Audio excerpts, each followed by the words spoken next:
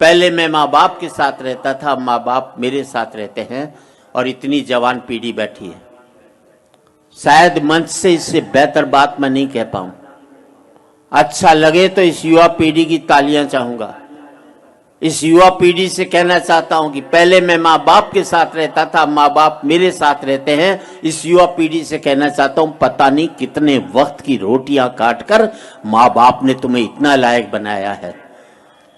जिंदगी में इतने लायक मत हो जाना कि माँ बाप को अपने लायक नहीं समझो। बहुत अच्छा जी, वाह वाह वाह, बहुत बढ़िया। पहले मैं माँ बाप के साथ रहता था, माँ बाप मेरे साथ रहते हैं। इस युवा पीढ़ी से कहना चाहता हूं, आप सबसे कहना चाहता हूं कि बाप बेटे के दो ही जगह हाथ मिलने चाहिए।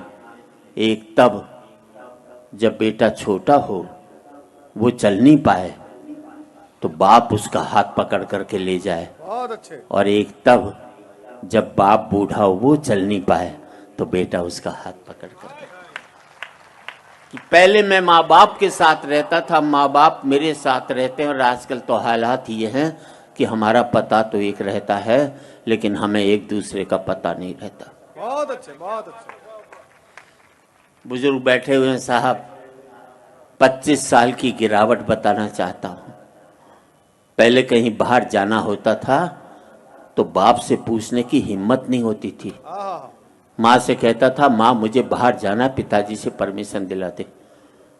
माँ परमिशन दिलाती थी तो मैं बाहर जा पाता था। फिर मैं बाप की आज्ञा से बाहर जाने लगा। फिर मैं बाप को बता करके बाहर जाने लगा। फिर मैं बाप को बिगर बताए बाहर जाने लगा। और आज बाप की हिम्मत नहीं जो मुझसे पूछ ले, बेटे तू कहाँ जा रहा है।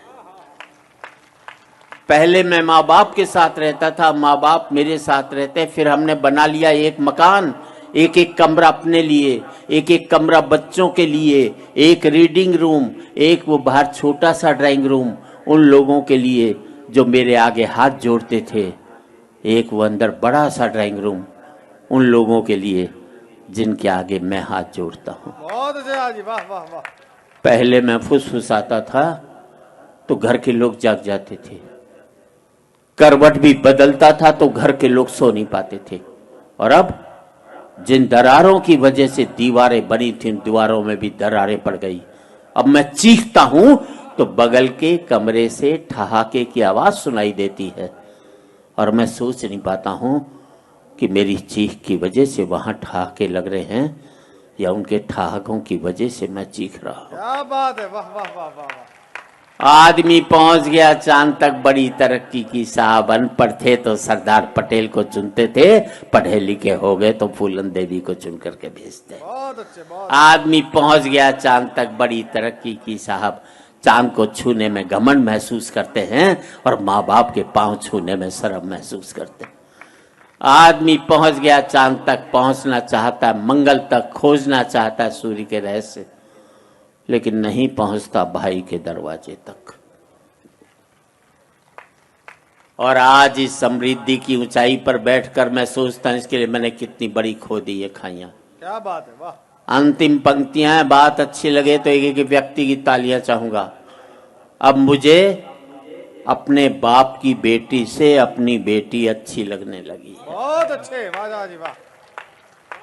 अब मुझे अपने बाप की बेटी से अपनी बेटी अच्छी लगने लगी है।